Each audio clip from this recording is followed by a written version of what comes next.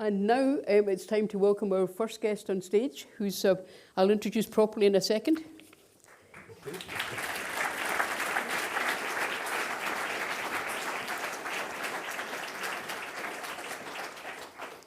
I'll introduce him properly in a second once I've got these in the right order. He's a man who knows more about Vladimir Putin than most of us do, because his book Strongman gives a very vivid account of his rise to power, and more particularly how he built on and used and abused that power. His chapters on the war in Chechnya in particular, which he witnessed at first hand, give a very chilling insight into the kind of terror tactics that he would go on to utilise in Ukraine, and indeed before that in Syria, trying to bomb a perceived enemy into destruction with scant regard for the human toll on either the indigenous population or indeed his own army. He also knows the Kremlin up close and very personal. He once had a short-lived career there as an advisor when they sought a fluent Russian speaker who could explain the West to them. And he was once ejected by the Russian government in a tit-for-tat spy move, although he has no noticeable credentials as a functioning James Bond. His intimate knowledge of Russia, its people and its politics derives from many long years he spent as a Moscow correspondent for the Sunday Times and then for the BBC. And in addition to that, he's done 4 splendid documentaries on Putin for the BBC. So please, again, welcome Angus Roxburgh.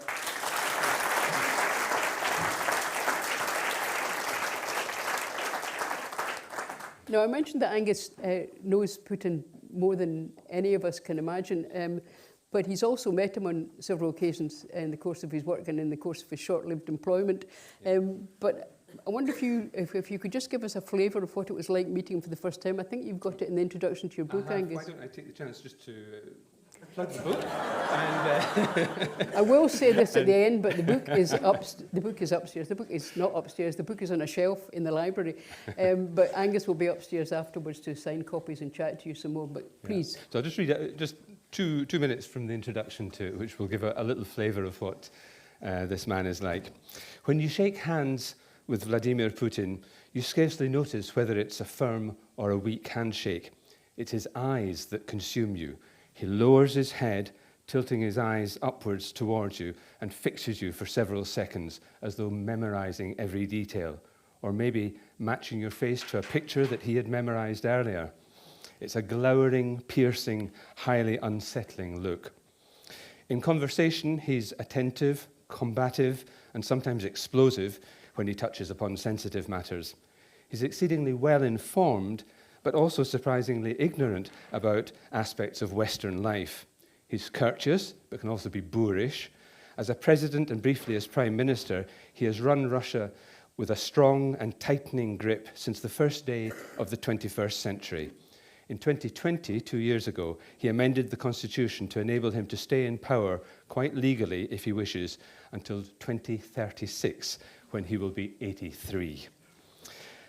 Russia's national leader is like no other country's president or prime minister. The former KGB spy was rather reserved and gauche at first when he was unexpectedly propelled into high office in 1999.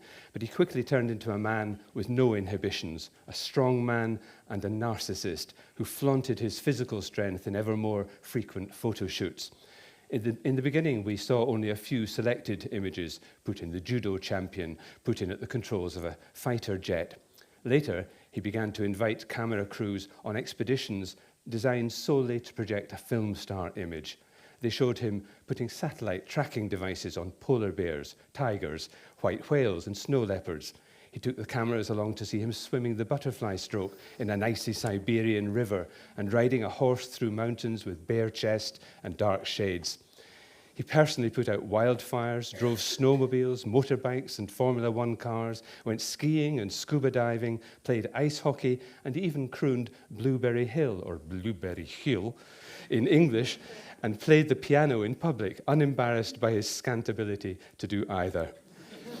In August 2011, he had a cameraman on hand when he stripped to the waist for a doctor's examination. What other world leader acts like this? Having muscular policies is one thing, but no one matches Putin for sheer vanity.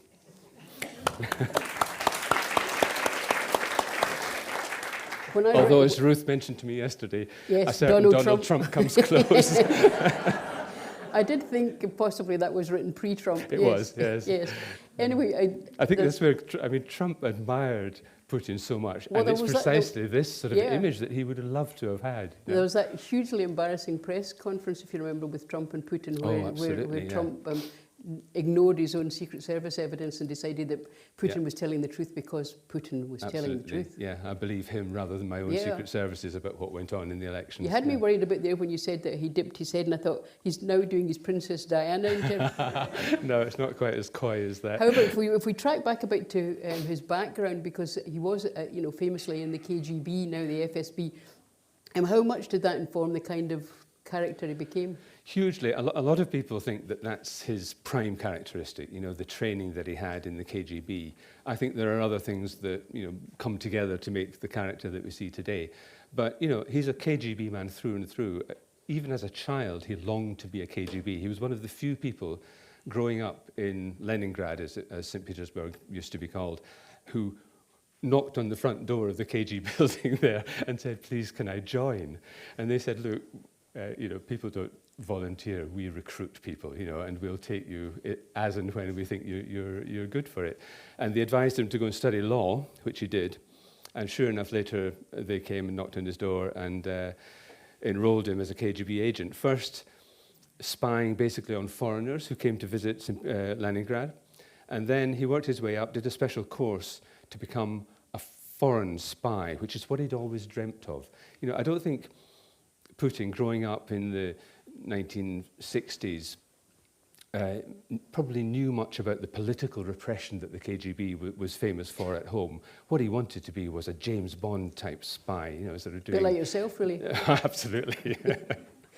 But he also had quite it's difficult to think of a small boy not wanting to be Thomas the Tank Engine, but wanting to be a foreign spy. But he also had quite a deprived childhood by Western standards. I mean, the building he lived in, this kind of communal living that was quite commonplace in Moscow then, it was also pretty basic. It was basic. I mean, he lived in what was called a kommunalka, a communal flat, which was, one of these big St. Petersburg flats built before the Russian Revolution, probably.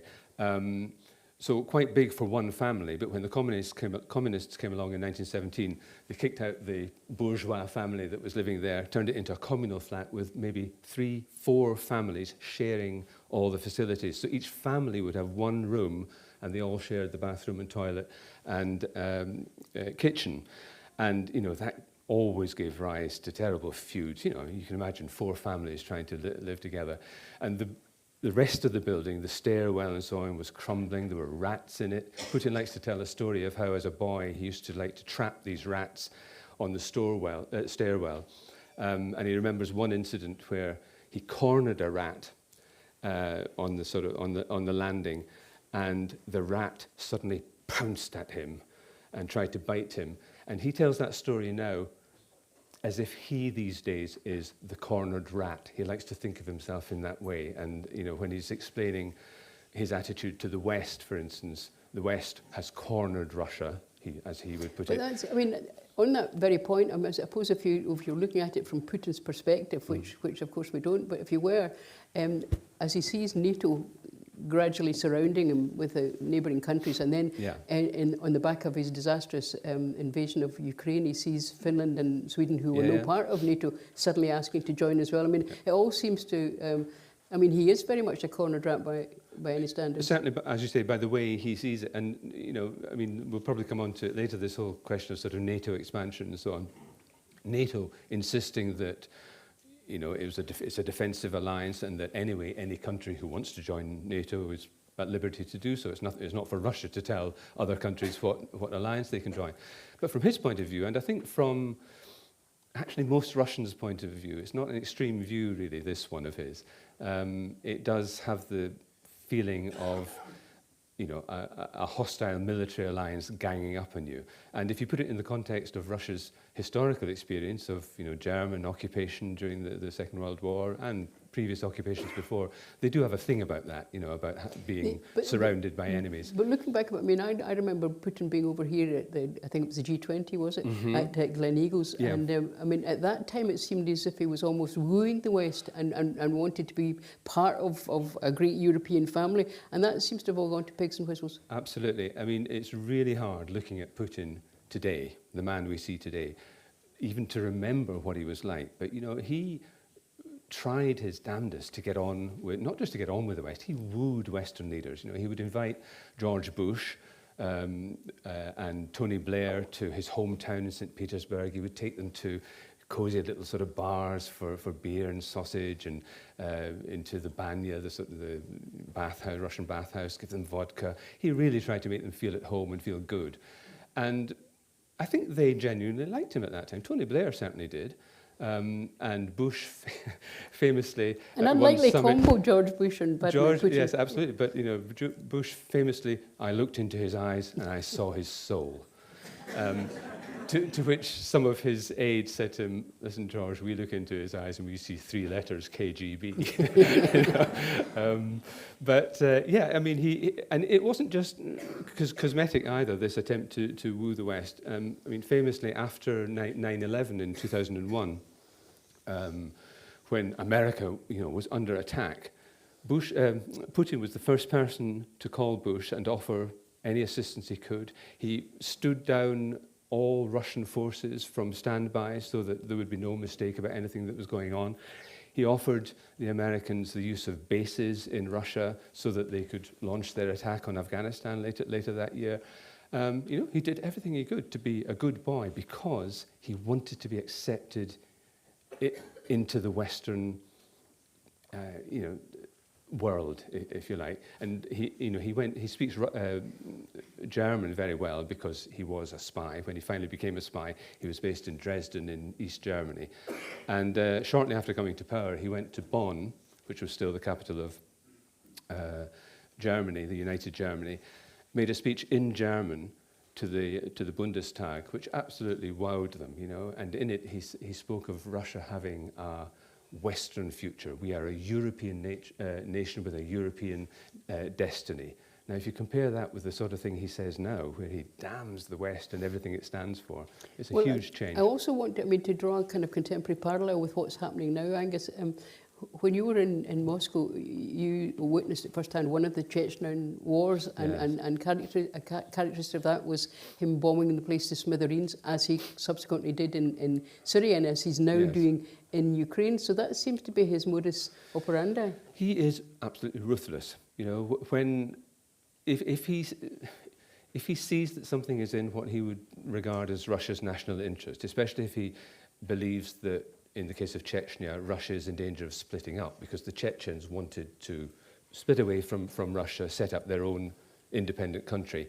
And he went in there hell for leather, bombed the place to bits. I actually witnessed more of because they did it twice. They did it under Yeltsin as well. Yeltsin also bombed the place to bits, but it didn't work. The Chechens became a quasi-independent state. So Putin decided, I'm going to put an end to this. And it was no holds barred. You know, I mean, the number of thousands of people who were killed or who had to flee from Chechnya. And as you say, we saw that again in Syria. I remember somebody asking a journalist on Twitter or something when he announced that he was going to go into Syria, saying, I wonder what his tactic will be there. And I thought, well, we've seen his tactics. You know, we know exactly what he did to Grozny, the capital of Chechnya. And so he proceeded to demolish Aleppo and other cities in Syria. Supposedly, Putin's always very careful to frame everything in terms of the law or international law as he sees it. So unlike, he would say, America and Britain going into Iraq to depose a legitimate leader, Assad is the legitimate leader of and Syria. Invited Putin so in. he could legitimately say, you know, I've been invited in to do this. You know, it's a horrendous way to look at things, but that's what he did. And so again, going into Ukraine now, you know, I'm not at all surprised by the brutality of his actions there, and of the way he appears just to allow Russian soldiers to do what they want. It's what they did in Chechnya too. You know, I mean, they committed atrocities there. And but they're doing this morning we heard reports of him having had a conference with the mothers of Russian soldiers, doubtless hand-picked. Yeah. But nevertheless, that seemed to suggest to me that he was getting worried about the effects back home of so many body bags arriving. I think, I mean, he must be worried about everything that's happened since his decision to invade Ukraine. It looks as if he was completely misinformed about what would happen when he started his special military operation. He seems to have been told by his intelligence chiefs that the Ukrainians, being, after all, just Russians who speak a funny language, as he would see it, that they would welcome the Russian soldiers, that Russia was liberating them from their terrible Nazi regime. And of course, the vast majority of Ukrainians don't see it that way at all. And especially as the president is Jewish. Among other things, yep. So, you know, he was halted outside of Kiev, had to withdraw his troops from there, then from all the other parts in the north and the city of Kherson in the south. He's had to back away, retreat after retreat. I mean, it really is humiliating for him.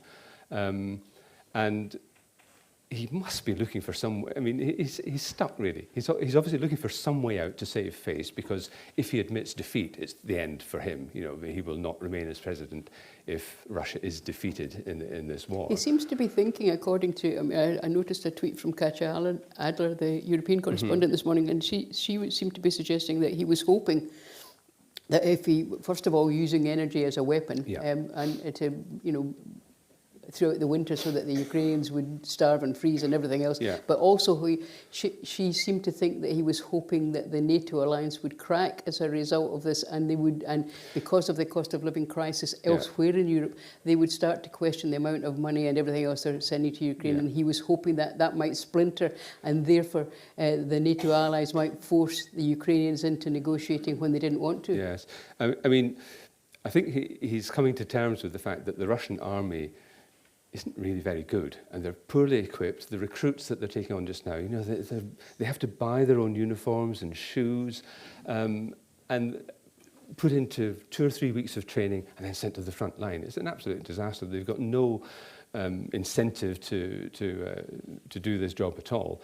So he's losing on that front militarily, but he's got other things up his sleeve. As you say, you know, bombing electricity supply stations and waterworks and so on is a way to demoralize the Ukrainian people, he thinks. I mean, he'll have to do a lot to demoralize them because they are up for the fight without any doubt. But that's going to cause a catastrophic winter for the, you know, he's got the timing right for that if he wants to bring them to their knees. And as you say, that's going on the one hand. The West is having to arm them. Look at, you know, our gas prices have gone up because of this. The war has caused such hardship, not just in Ukraine, but of a different type around Europe and around the world, that he must be hoping that public pressure in the West will build so that our governments say, look, Ukraine, you've got to negotiate an end to this. And, you know, Ukraine will not negotiate an end to it if it means ceding any of the territories to Russia. Putin will not negotiate an end to this unless it means keeping those territories that he's annexed. So, you know, it's stalemate. This could go on, really, not just for this winter, but for years. I wondered about, in terms of the negotiating tactics, if it comes to that. The Ukrainians obviously have a problem in that portion of eastern Ukraine, which was pro-Russian to a large extent. Yeah. But also the Crimean thing, which we let slide. I mean, that was, what, 8 years ago? So it would be quite difficult now to re-annex Crimea for the Ukrainians, would it not? It would. I mean, especially, you know, at one time the Ukrainians might have been willing to argue over that. Now they're not, because they've been invaded, you know, in this horrific way, all these atrocities being committed. They're just not willing to give way on anything anymore. And yet, it is the one part of the occupied territories there which a lot of people think, you know, kind of could legitimately belong to Russia, because most of the people there are Russians or certainly Russian speakers. But, you know, in my view, it's not something actually that Ukraine and Russia are ever going to sort out between them. I think that there are going to have to be negotiations at some point, but it needs to be between the West, America, and Russia. Not over the heads of the Ukrainians, but coming up with something that will satisfy Putin's need for security that we were speaking about before. Because in essence, I think he's dreamt up all this stuff about there not really being a Ukrainian nation, they're just part of Russia and we're bringing them back into the fold. And he sees that as his mission. But that's a kind of new story of his. For the last 20 years, what his big beef has been is Western encroachment, to NATO enlargement, the threat that he feels of that. And I think that if we could go back to that, the only hope of making him talk about anything is if we go back to that and say, okay, look, we need some sort of new security system in Europe which doesn't make Russia feel isolated and hated, and humiliated the way that they are at the moment. Because after all, when the Cold War ended, nobody consulted Russia about what was going to happen next. NATO took it upon itself to expand, take in these countries that wanted to join, no problem about that, But Russia just felt, well, you've come up with a whole new post-war settlement which we had nothing to do with, Because Putin does still think of Ukraine as a Russian province. He does. The first time I remember him saying that was, I think 2008, I think it was, he met George Bush at a NATO summit to which he'd been invited to watch them enlarging. And at the end of it, he took George Bush aside and said, listen, George, Ukraine isn't really a nation, Bits of it used to belong to Poland or, to Czechoslovakia and Romania. The rest of it was really ours, Crimea is only part of Ukraine because Khrushchev gave it to them as a present at a time when it didn't even matter. It was all part of the Soviet Union. I remember going to Ukraine, to Crimea on holiday once when I was living in Moscow in the 1980s, I think it was. It never occurred to me that I was leaving Russia and going to Ukraine. It was just another part of the Soviet Union, and so it didn't matter. And so, he told George Bush then. Of course, George Bush, I don't think he probably knew what he was talking about, really, But it was the first intimation that Putin didn't have any respect for Ukraine as a nation and as a state, And yet, right up until February the 23rd, with hundreds of thousands of troops massed along the Ukraine border, right up until the eve of war, he was insisting war wasn't going to happen. That was clearly a lie. That was just a bluff. By that stage, I'm quite sure he had decided what he wanted to do. But at that stage, he thought he could do it very quickly. It was going to be a 6-day war. Yes, exactly, and that they would be welcomed in.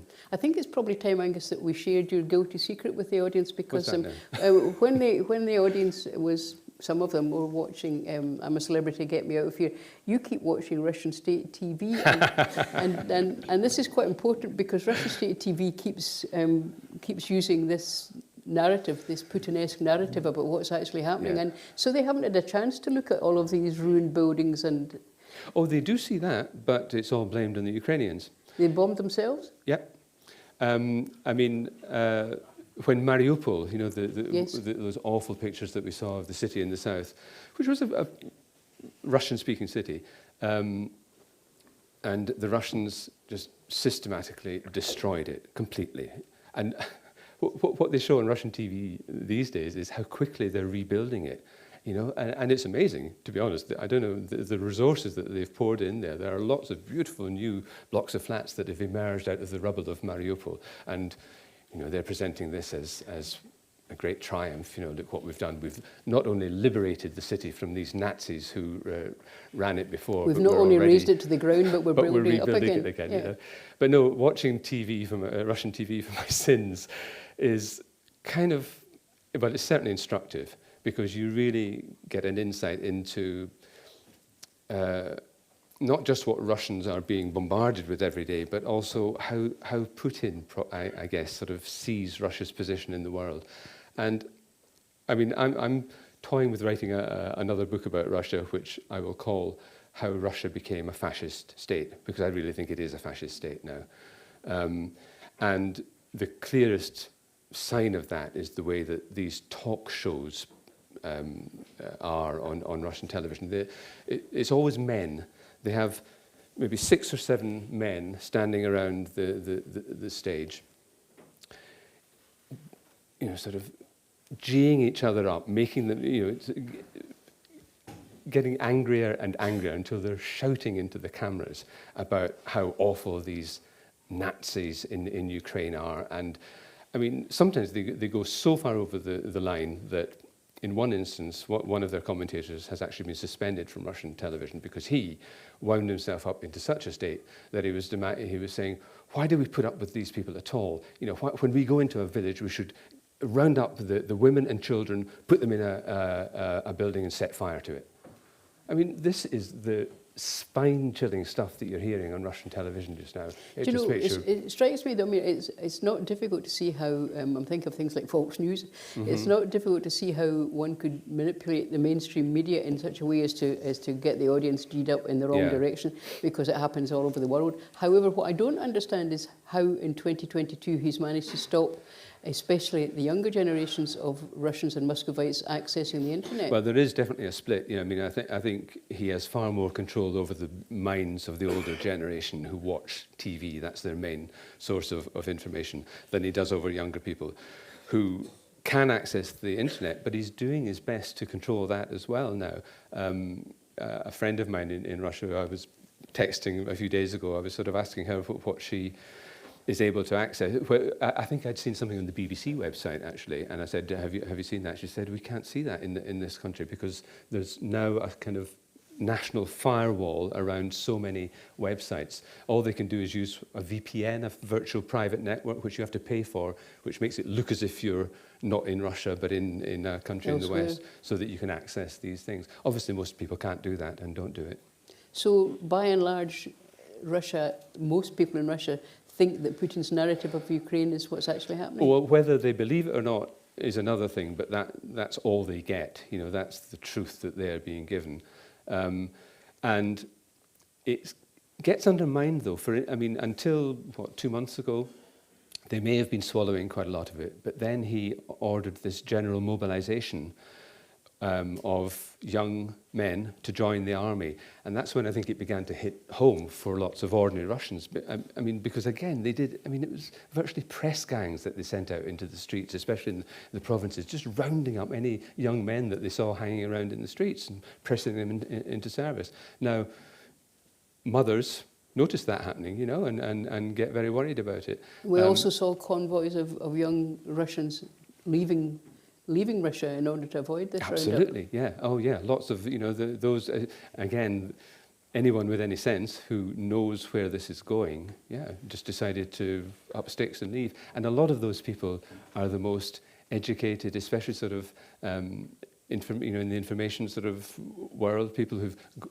gone to places like Lithuania and Georgia, set up their companies there now instead. They may never go back to Russia. And I think that's a terrible tragedy that so many young people So they're not just losing a generation, they're losing a skill base.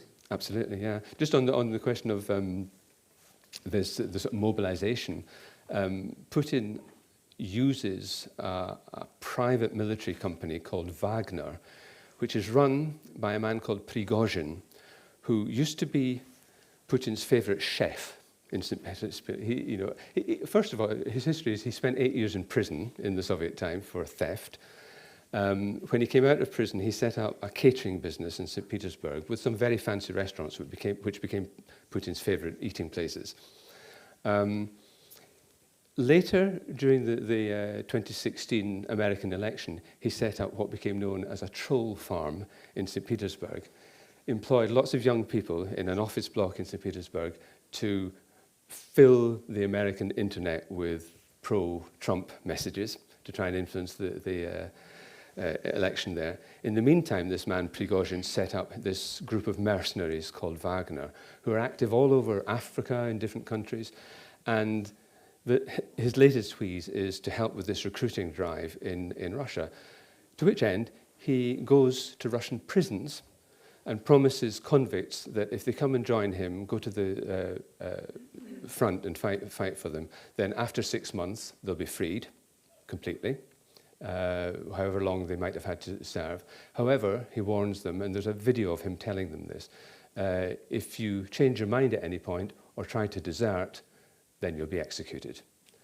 And then he put around videos showing how they execute these people, which is by taping their head, sorry about this on a Saturday morning, taping their heads to a wall and smashing it with a sledgehammer. I mean... Would put you off deserting. Just a bit. But the thing about these prisoners that he's hoovering up and sending to the front line, apart from their motivation being questionable, to say the least, Yes. there are also a significant portion of them are going to die anyway. Yeah.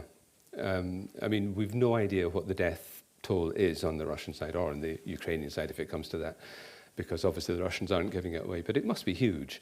And again, the longer this goes on, the more obvious that's going to be. I think they've already lost far more men than they did in 10 years in Afghanistan. And that caused a lot of rumblings, and that was during the Soviet period when people couldn't really speak out. So, yeah, that's going to sow more seeds of dissent. I'm interested in what you said about his former chef now running this Wagnerian enterprise. But the other thing is that all round him he seems to have given his favoured cronies positions of real power, which suggests that he's shoring up his own power that way. Absolutely. I mean, Russia is basically run, it's a one-man show. It's Putin at the top. And the people around him, the most important people around him are not the people who have the sort of normal titles that you would expect, like defense minister and foreign minister and so on. They are this band of oligarchs, incredibly rich people, but people who have become rich thanks to Putin. And they all owe everything to each other. It's a network of money flowing from this secret bank account to that secret bank account into the Virgin Islands bank accounts and all this sort of thing. And they depend on him entirely. He depends on them because, among other things, it's like the relationship of a mafia boss with his mobsters. I don't imagine that Putin actually has bank accounts overflowing with billions of dollars, but he has access to any amount of money, any number of yachts or whatever he wants, because... And do they bankroll his military activities? If he asks them to. They will bank... This is the deal, They will support him. He allows them to be as corrupt as they like, to make as much money as they like, on condition that A, they don't challenge him politically, and B, they bankroll his favourite projects. So, for instance, when they... annexed Crimea and had no direct access to Crimea because the only access was through Ukraine. So they built this huge new bridge in record time, cost billions of dollars, but that was just bankrolled by his cronies who have everything they need. I could see from what you're saying how the oligarchs and his cronies might not be the people who would finally topple Putin. But I wonder if one could say the same for his military chiefs, because apart from anything else, when things do go pear-shaped for him, they get wheeled out in front of the cameras to say, oops, it's never his fault. They do. I think it's been noted that when there's good news, he gives it personally on TV. When it's bad news, or just something unpleasant, like announcing the mobilization and so on, or the defeat in Kherson, he rolls out his defence minister and military chief of staff to give the news. Is there any chance there will be a groundswell of opposition to him among these ranks? I don't honestly see it, I think he is strong enough, and he's got his, he's an old KGB man. He has his people everywhere where it matters, and I think that if there was any rumbling of dissent in the military, he would pick it up and get rid of them, His seems to me incredibly, his position seems to be incredibly secure. The only thing I think is that if somehow or other, armed by the West, or even maybe helped more directly by the West in the end, if Ukraine actually defeats Russia and pushes these forces right out of the occupied territories, that would be such a humiliation, not just for the military, but for Putin himself, that it's hard to see how he could Can you see that kind of endgame, though? See, the West is in a strange position. Being basically a pacifist, I just want this war to stop. I can't bear the thought of all these people being killed. The sight of Mariupol ground into dust was just so awful, and what's going to happen over this winter, that I would prefer any kind of talks to take place just to put an end to it. And my view about places like Crimea and the occupied territories is, don't settle that as a result of a war. Putin should never be allowed to gain territory because of a war, in the end, when everything is stopped, put it to the people there. Hold a referendum in Crimea and ask them, a proper referendum under international supervision, and ask them where they want to be. But to come back to how to end the war, if it's not by negotiation, and nobody wants to do that at the moment, then it does strike me as slightly odd that the West is basically playing the whole thing by Putin's rules. It's Putin who has invaded a foreign country. And yet, Western countries are afraid even to put troops into Ukraine. They will put certain categories of weaponry in to help the Ukraine, but they're insisting that only Ukraine must fight this battle against Putin. I know that if anybody invaded, well, for instance, when Georgia invaded part of its own territory, which Russia considered was under its control, Ossetia and South Ossetia, they rolled in there instantly. They had no compunction about going into another country and then withdrawing to save that bit of territory. But the West will not do that in Ukraine. Is that because they're worried about World War III? Absolutely, yeah. And it's a huge and worry. It's a reasonable worry. It is a reasonable worry, but it just means that Putin, because Putin has nuclear weapons and this terrible threat that he holds over us, he can effectively do what he wants in Ukraine. That's a terrible thought. Now, I'm conscious of the fact that we want to bring the audience in, Angus, but I want to ask you one more thing. You talked a moment ago about the fact that if he got wind of the fact that there was any kind of insurrection in the ranks, as it were, that he would have no compunction whatsoever about just getting rid of them. Now, we've known that he's done that with Litvinenko in London. We've known that he's done it with the Skripals in Salisbury. We've known that he's shot some journalists or got rid of them. And we know that he's imprisoned Navalny, the main opposition force. All of these things suggest that, as you say, he's utterly ruthless. But even so, even by his standards and even by our standards, and we've got some dodgy things in our past, very few world leaders poison other people in somebody else's territory. Yeah. In some of these cases, these people are what he considers to be traitors, and he uses this word very often. It's the worst thing in his vocabulary to be a traitor to the motherland. So Skripal, for instance, he considers to be a traitor because he was a Russian spy, went to work for the British intelligence. Litvinenko, same thing. But with Alexei Navalny, it's a different kettle of fish. Alexei Navalny, just to refresh anybody's memory, is the most, although he's in prison now, the most prominent opposition figure under Putin. And he started off just as a blogger. He had an ingenious way of doing it. He wanted to expose corruption. And so he bought a few shares in various Russian companies, which gave him the right to examine the books, and quickly discovered that, this network that I was talking about, all these cronies selling things to each other, making deals which made no sense economically at all because they were stuffing their pockets with all the kickbacks. And that earned him short jail sentences. Then he started organizing rallies against Putin.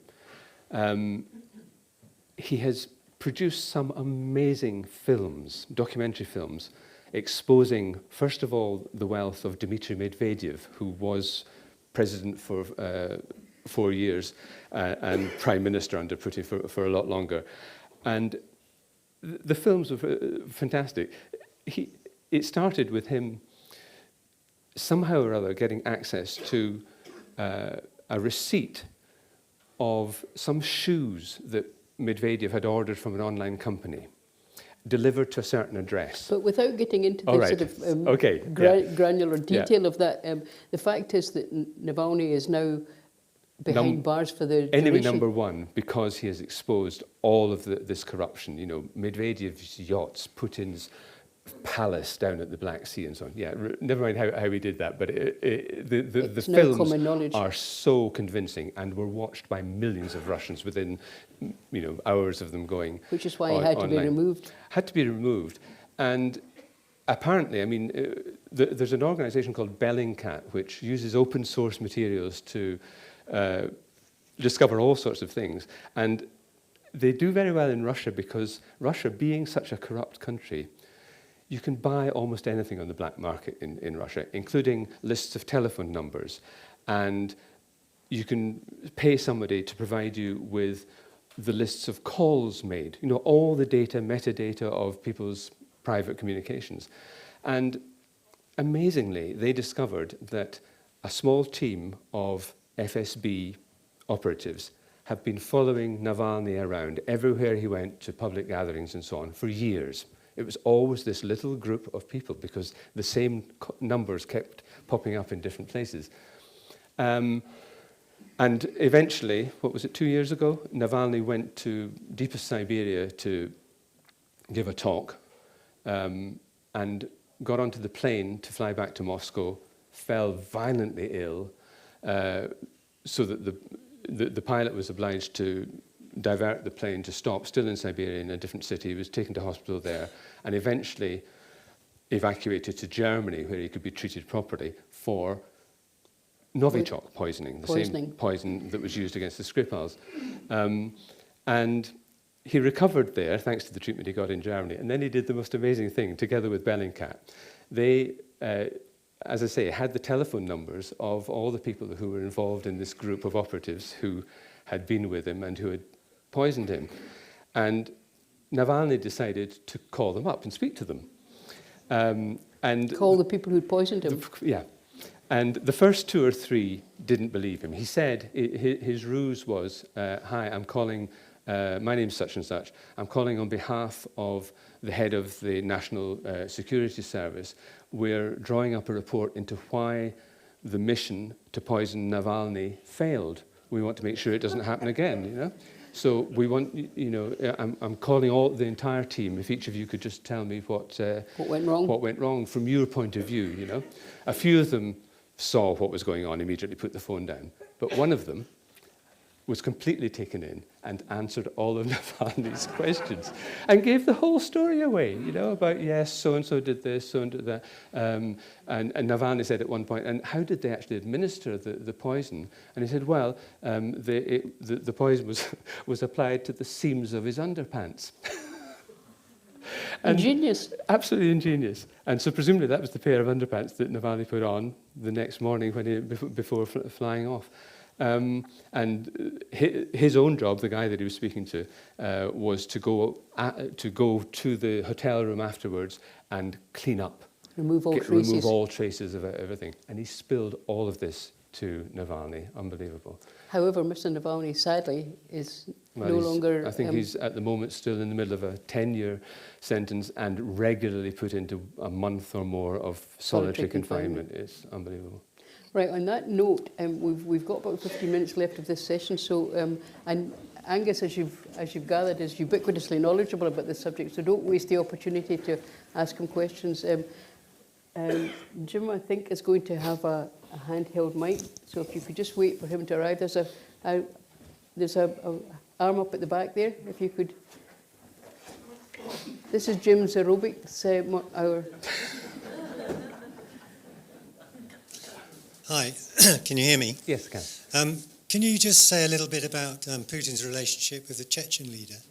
With the Chechen leader? Chechen leader, because he seems to be running a sort of Wagnerian group as well. And I just wonder how that relationship developed. So absolutely. I mean, the bizarre thing is that Putin was determined to bring Chechnya back into the fold. And in the end, the only way he could do that was by appointing a man called Ramzan Kadyrov as its president, basically giving them all the autonomy they wanted so long as they remained within the Russian Federation. That was fine for Putin. But Ramzan Kadyrov is, genuinely crazy. I've seen videos. And a thug? A thug? Much more than a thug. I've seen videos of him shooting men in the head. And he is brought in basically Sharia law, Islamic law, in this Republic of Chechnya, which is completely against what Putin wants, but he can't do anything about it, and is happy to let him rule the roost there so long as he doesn't, take Chechnya out of Russia. Meanwhile, he does everything that Putin wants. He sends bands of bandits, basically, to Ukraine to fight for Russia. I mean, he's completely wild. I met him once at well, we were all sort of flown down to Chechnya, to his estate outside of Grozny, where he has his own private zoo with leopards and tigers and so on. And just at that time, another Chechen leader who wasn't in favor at all had been captured and executed. And somebody in the group asked Kadyrov what he thought about that. And he said, well, I'm very glad he deserved it, you know. But on the other hand, I'm quite sad because actually I wanted to tear him apart with my own hands. Nice chap. More questions, please. There's one at the back and two at the front.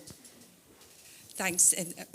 Is that working? Thank you very much for such a fascinating exploration of what's going on. I wondered if you had a feel for what's happening in the cultural environment, in particular if there's any resistance there. We've seen Valery Gergiev's career destroyed, and numerous sports people also being implicated, but there does seem to be a positive human phenomenon that the cultural world responds to these kinds of events. Absolutely, and that was the case until recently. They were always the sort of, you know, kind of vanguard of dissent in Russia, but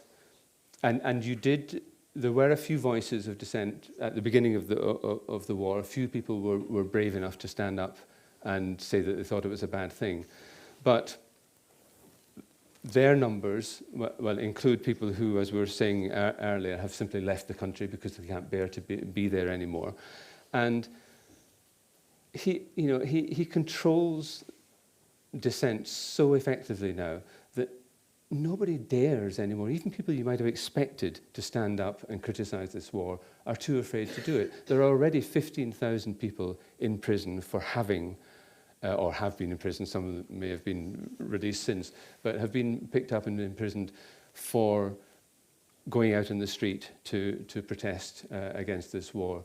So you can understand it if nobody else is willing to risk their careers by doing that, you know. Just one little anecdote. Again, on video, there was somebody filming a dissenter. Somebody had gone on to Red Square with a little sign, and she'd written on it 2 words. Literally, 2 words was what she'd written on this thing. Meaningless. And she held it up in front of the camera, and instantly riot police came, swept her off her feet, and took her into a... Didn't they take somebody off from Roxburgh who held up a blank piece of paper? Absolutely, anything like that. But the funny thing that happened here was that she was taken off, and then a passerby came up and said to the camera crew, I suppose you're only interviewing people who are against the war, are you? And they said, well, that's what we're doing. Well, you know, I've got a view too, she said. You know, I can tell you why I think the war's a good thing. And they said, well, okay, so stand here and do it, you know. And she opened her mouth. She said, I think. And these riot police came storming in and swept her away as well. Right, we've got 2. Could you put your hands up again? Yes, these 2 gentlemen there and the lady in the front.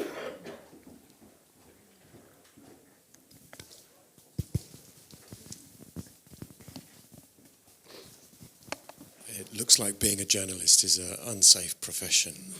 Have you ever been checking your own underpants? Have I been checking my? Your own underpants. Not quite. There have been occasions when I've been, you know, you do worry about things, but not at the moment. Angus lives in Edinburgh. That kind of thing doesn't happen. It's safe there. And lady in the front. My question is a bit more serious. What do you think the major reason was for Russia's cooling off towards Europe in the 90s after the relatively close relationship? Yeah, it's a good question, and because we haven't really dealt with that, and it does lie behind, I think, Putin's evolution from nice guy that everybody loved in the early 2000s to what he is now. And I think it's his experiences as a leader, his interaction with Western leaders that has changed him hugely. And And it's often, the shorthand for it is NATO expansion. Everybody says that, that was what worried them. I think it's wider than that. It's this feeling of being excluded from the Western world that they so desperately at that time wanted to be part of, not being consulted, and genuinely feeling that their security was being threatened, not just by NATO expansion, but for instance by George Bush's insistence and Barack Obama's insistence on building a missile shield, putting bases in Poland and Romania to intercept any Russian missiles. And they used the pretense that, this is actually to defend us against North Korean and Iranian missiles. And Putin was saying, no, sorry, that's just not true. And if it is true, why not let us in on the game as well? We'll be part of it too. And there was a very interesting incident in the mid-2000s where Condoleezza Rice, who was National Security Advisor, and Robert Gates, the defense minister, American defense minister, came to Russia and felt they had to do something. They realized that Putin was sort of genuine about this fear, about this missile defense thing. And they sort of cobbled together an offer. And they said, look, we'll build these stations in Eastern Europe, but you can be there too. It will be a joint enterprise. You'll see everything that's going on. You'll know that we're not using it against you and so on. And Putin and Lavrov, the foreign minister, were absolutely delighted. They thought, wow, this is it. This is going to solve our problem. And they said, well, can you put this down in writing? So Rice and Gates went back to Washington, presented it to the president and all the hawks in his entourage, and they said, listen, there's no way we're going to have the Russians in our high-tech missile bases in Eastern Europe. So the whole thing collapsed. And I think that, again, Putin, I think, felt completely betrayed by that. It wasn't. If the West was genuine in saying we're not actually trying to stop your missiles, then they could have made that little gesture. But I think Putin feels that all the goodwill that he showed at the beginning of his term was just ignored. And I think that, yeah. And Steve. Hi there, thanks again, that was fantastic. I remember the last time you were here, maybe 2019, I can't remember, maybe just before the pandemic, 18 was it, sorry. Getting your book then about your sort of history, late 70s, 80s as a Moscow correspondent, absolutely fascinating. So if that was 2018, 2022, if you're back again in 4 years' time, what do you think the situation is going to be then? I mean, it's just such an incredible story of you, being in Russia and Moscow in that period, and although lots of privations and lots of complexities, but relatively speaking, of course, a completely different time. But where do you see things? I know what I can tell you what I hope will be the case, but it may well not be. Because, I was incredibly hopeful at the end of in the 1990s, when Russia gave up communism, and it did it. It's important to say that, they rebelled against communism under Gorbachev and Yeltsin. It wasn't forced on them by the West, which a lot of Western leaders think. And they reveled in it. I remember seeing how excited they were by having free television stations, by being able to travel abroad, genuinely elect leaders, say what they wanted. But it also opened the door to a kind of mafia, didn't it? Sorry? It also opened the door to a sort of mafia. It did. Absolutely. There was a huge negative side to it. I think, and that, that influenced what happened afterwards as well, because they were at the same time disillusioned by especially capitalism, which at first had a dreadful effect, impoverishing millions of people, and democracy. But nonetheless, they did revel in it at that time. And I think it's, it would be wrong to imagine that the Russians are a nation who somehow are incapable of democracy, that they've always got to have this strong leader and ending up with somebody like Putin. So my dream is that by then, maybe as a result of this disastrous war in Ukraine, that Putin will be overthrown.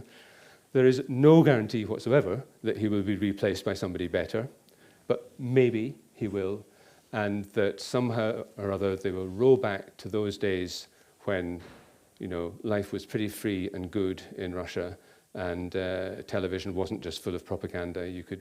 Does that make you a dewy-eyed optimist, Angus? Absolutely. We've got time for another Yes, somebody in the front. Oh, one there, and then one here, Jim, when the gentleman. My thanks for a fascinating presentation. But one thing that struck me is that in the early days of the invasion, he appeared to have co-opted the Russian Orthodox Church, and you saw blessing of soldiers going. Yeah. That hasn't appeared recently. Do you know what's happened to the Russian Orthodox? To be honest, I hadn't noticed that it hadn't. Maybe it's just not being covered so much. But I think the Russian Orthodox Church is still fully supporting the invasion. You know, they see it almost as a holy war. In fact, you know, and frighteningly, yeah, Putin, the very opposite. Putin at one point spoke of himself as a kind of Peter the Great figure whose job it is to gather in Russian lands, by which he means everything stretching right up to Poland and beyond.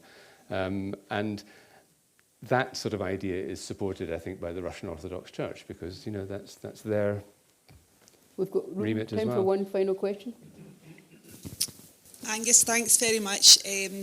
Echo what everybody else has said. This has been really fantastic to have your insight. I wondered when you were talking about Wagner and the despicable character that he is, and the troll farms that influenced in some way the result in the US. I was wondering if you have any view at all on whether something similar was happening with Brexit. I think the police did an investigation into whether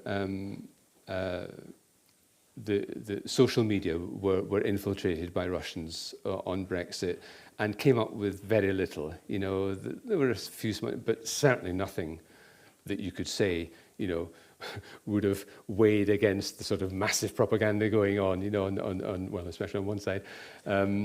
Sorry, mustn't be partisan here.